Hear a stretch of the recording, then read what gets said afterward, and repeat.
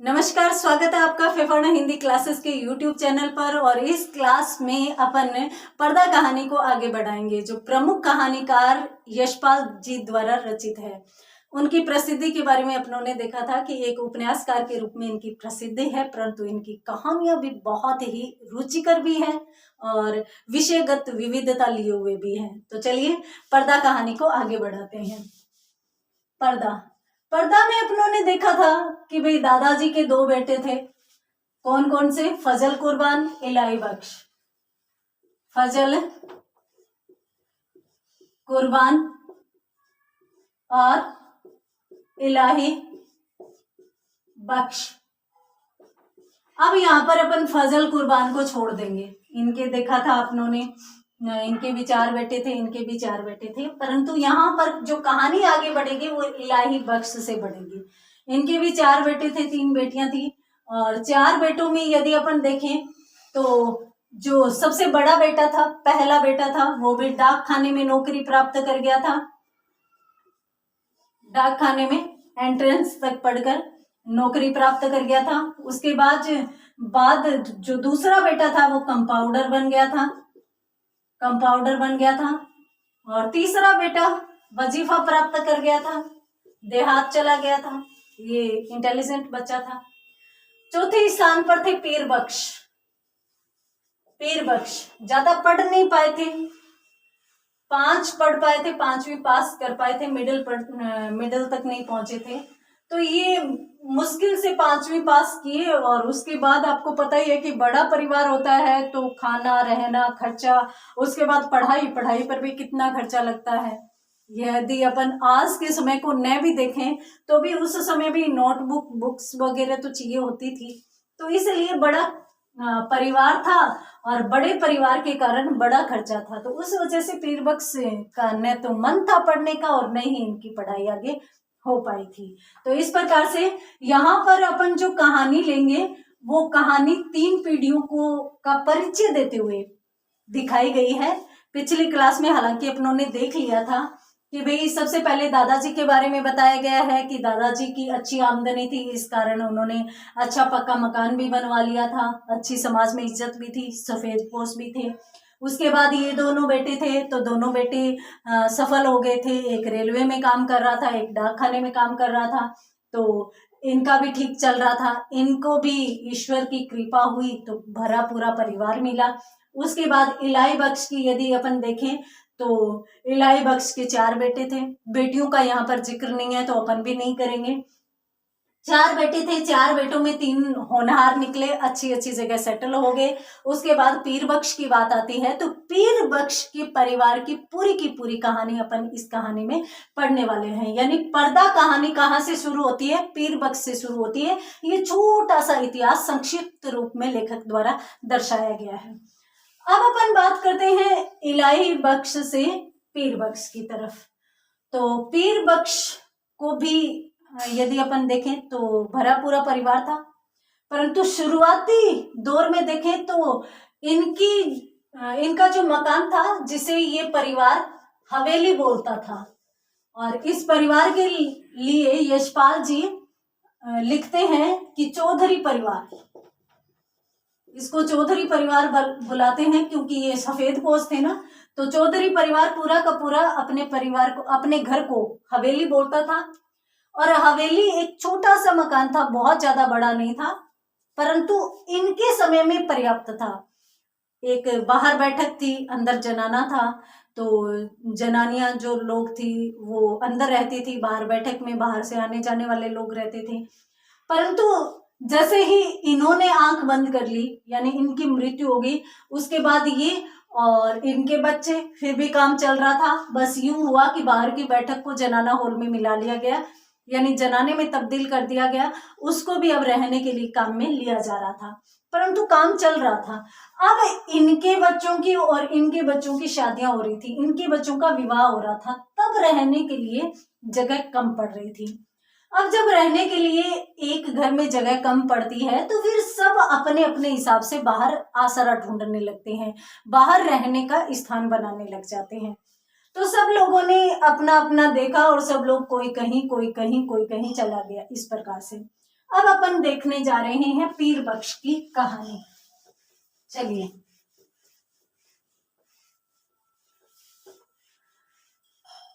तो पर्दा कहानी मुख्यतः किसकी कहानी है? पीर बख्श के परिवार की कहानी है। ये छोटा सा इतिहास या ऐतिहासिक परिचय अपनों ने इनका देख लिया है। इसके बाद अपन बात करते हैं पीर बख्श की। पीर बख्श एक तेल की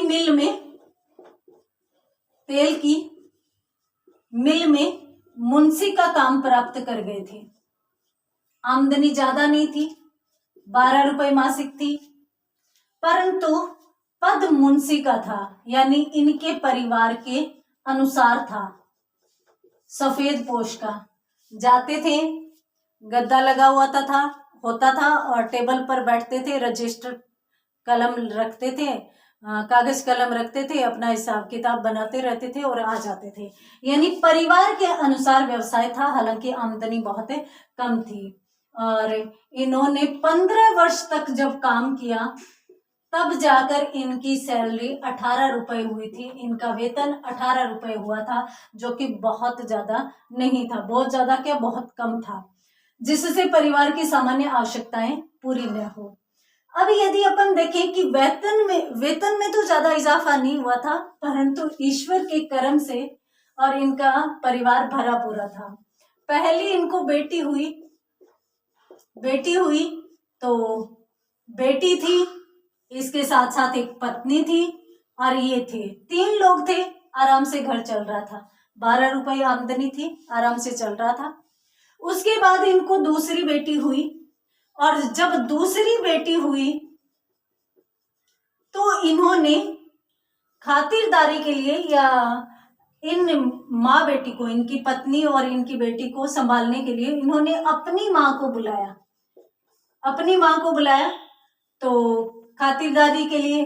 और जाहिर सी बात है कि जब दूसरी बेटी हुई तो ये जो पैसे थे वो महीने का खर्च चलाने के लिए तो पर्याप्त थे, परंतु किसी विशेष अवसर के लिए पर्याप्त नहीं थे। तो थोड़ा बहुत कभी कभी ज्यादा जरूरत हो जाती थी, ज्यादा पैसे की जरूरत हो जाती थी, तो पीर बख्श घर के किसी वस्तु को लेकर जाते थे, वस्तु गिरवी रखते थे और उस गिरवी रखी हुई वस्तु के दौरान या गिरवी रखी हुई वस्तु के बदले में पैसे ले आते थे और फिर उस पैसे का, उस रुपए का ब्याज पर ब्याज और खर्चा दिन दिन बढ़ता था, कम नहीं होता था, तो चुकाए नहीं जाते थे तो वस्तु वापस लाने का तो कोई मतलब ही नहीं ठहरता था। वापस तो घर में आ ही नहीं सकती थी, वस्तु जाती थी, आती कभी नहीं थी। तो इस प्रकार से पैसे की जरूरत होती और पैसे आते, वस्तुएं घर से जा रही थी। धीरे धीरे घर का सामान जा रहा था गिरवी के रूप में, और गिरवी के रूप में रखा जाता था, परंतु बाद में उसको घर में नहीं लाया जाता था। इनकी माँ की यदि बात करें तो माँ थोड़े टाइम तक तो इनकी पत्नी और इनकी दूसरी बेटी के पालन पोषण के लिए, या फिर अपन यूं कहें कि इनकी खातिरदारी के लिए आई थी, रही। बाद में यूं था कि इनके भाई लोग इनको लेने के लिए नहीं आए, सोचा अच्छा है माँ भी टल गई, तो ये माँ भी यहाँ पर रह गई। अब इनके घर में कितने लोग है कि एक पहली बेटी, एक दूसरी बेटी, पत्नी और माँ और ये खुद, यानी 3 से ये लोग 5 हो गए। अब 5 लोगों का खर्चा दिन दिन बढ़ता जा रहा था, परंतु आमदनी वही 12 रुपए। 15 वर्ष में जाकर इनकी 18 रुपए होती है, परंतु फिर भी है वो जैसे तैसे काम चल रहा था। इनके परिवार की एक, अपन कहें इनके परिवार का रिवाज मान सकते हो आप, पर्दा, जो हमेशा ड्योढ़ी पर पड़ा रहता था। ड्योढ़ी का मतलब होता है कि दरवाजे, जब अंदर के लोग रहते हैं तो उससे ठीक आगे पर्दा लगा रहता है। तो इनके यहाँ पर्दा लगा हुआ था और पर्दे का जो रिवाज था वो हमेशा से चलता आ रहा था और आज भी है। पहले भी इनके दादा के टाइम में भी पर्दा होता था, परंतु पर्दा बहुत ही अच्छी क्वालिटी का होता था, बहुत ही अच्छे कपड़े का होता था। जो बड़ी बड़ी दरियां होती थी उनको पर्दे के रूप में लगाया जाता था, रेशमी होता था।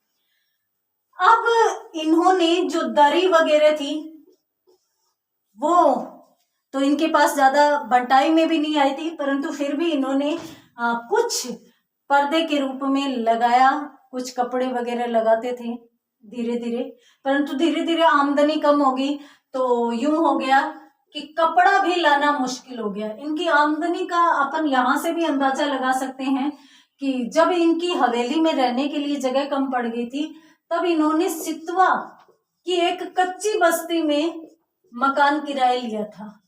कच्ची बस्ती में जो इन लोगों के रहने लायक बिल्कुल नहीं थी। कच्ची बस्ती में एक तो नल होता था, वहां से पानी भरकर लाना होता था। तो ये खुद अपने घर की इज्जत को ध्यान में रखते हुए खुद दोनों टाइम जाकर पानी भर लाते थे।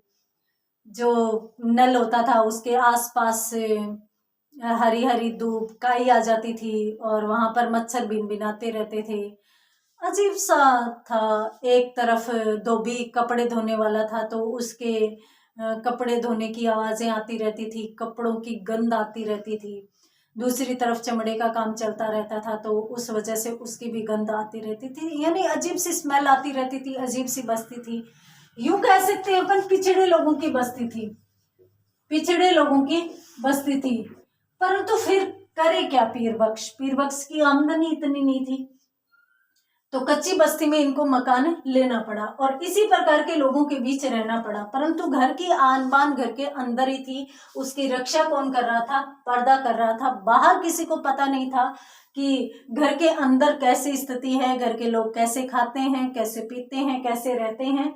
पर्दा सब चीजों की रक्षा करता था। पीर बख्श अकेले बाहर जाते थे जो अच्छे तरीके से सफेद पोश बनकर जाते थे और सब लोग इनको मुंशी जी कहकर पुकारते थे, सलाम करते थे, क्योंकि समाज में सफेद पोश की अच्छी इज्जत होती है। तो इसलिए इनकी बाहर इज्जत रहती थी तो ये आराम से चले जाते थे। कच्ची बस्ती में इन्हें कम किराए में यानी 2 रुपए महीना में इन्हें मकान मिल गया था और मकान मालिक भी जो था वो भी मकान के प्रति इतना क्रियाशील नहीं था कि वो बार बार दिन दिन मकान की मरम्मत करवाए। तो यहाँ पर इनके जो दरवाजा था, दरवाजे पर जो गेट लगे हुए थे, किवाड़ जो लगे हुए थे, वो भी गल गल गल कर नष्ट हो रहे थे, टूटते जा रहे थे, तो धीरे धीरे गिर रहे थे। तो पीर बख्श ने जाकर मकान मालिक से कहा कि भाई मकान पर जो दरवाजा है यानी जो गेट है वो गिर रहे हैं तो आप दूसरे लगवा दीजिए। तो मकान मालिक ने झाड़ते हुए कहा कि 2 रुपए में मैं दरवाजा और लगवा दूं, किराया कितना देते हो? और वो भी 6-6 महीने तक नहीं आता है। तो 6-6 महीने तक वही किराया नहीं दे पाते हो तो बताइए कि लकड़ी के मकान और लकड़ी का भाव देखा है तुमने? लकड़ी का भाव क्या होता है? ये होती है परिस्थिति। समाज में एक गरीब जो व्यक्ति होता है उसके साथ इस प्रकार का व्यवहार होता है। हालांकि मकान मालिक के दरवाजे पर यदि गेट लगता तो वो पीर बख्श साथ थोड़ी ना लेकर जा रहे थे अपने, वो तो उन्हीं के मकान पर रहता। परंतु फिर भी मकान मालिक को कोई चिंता नहीं थी कि ये लोग रह रहे हैं, किराया इतना सा देते हैं, वो भी काफी टाइम तक उधार पड़ा रहता है, काफी टाइम तक इन लोगों से चुकाया नहीं जाता, तो मैं क्यों दरवाजा लगाऊं, मैं क्यों इनका ध्यान रखूं, मैं इनका ख्याल करूं। तो इस प्रकार से मकान मालिक ने इनको डांटते हुए भेज दिया, फटकारते हुए भेज दिया। फिर इन्होंने दरवाजे पर गेट लगाने की सोची, परंतु परिस्थिति तो पता थी कि खर्चा भी नहीं चल रहा तो गेट कैसे लगवाएं। तो जब गेट गल गल कर टूटते हुए जब बिल्कुल अलग हो गए तो पीर बख्श ने क्या किया कि दिन में दरवाजे को जो गेट होते थे उनको उठाकर साइड में रख देते थे और रात को उनको आगे लगा देते थे। यानी गेट अब बंद होने वाले और ऐसे खुलने वाले न होकर उठाने वाले हो गए थे। तो इस प्रकार से अब गेट उठाकर लगाए जाते थे और उठाकर बंद किए जाते थे, उठाकर ही खोले जाते थे। तो इस प्रकार से पीर बख्श की स्थिति थी। परंतु पीर बख्श की बाहर कंडीशन कैसी है, वो बहुत अच्छी है, अंदर का किसी को पता नहीं है। धीरे धीरे ऐसे हुआ कि पीर बख्श ने कर्ज लेने के लिए, पैसा लेने के लिए अपने घर की लगभग सभी वस्तुएं गिरवी रख दी। और गिरवी रख दी तो पहले मैंने बताया कि वापस आई नहीं, तो लगभग पूरा का पूरा सामान, गहने, बर्तन, पहले टाइम में, पुराने टाइम में बर्तन भी अच्छे होते थे, कांसे तांबे के बर्तन होते थे, तो वो ठीक थे।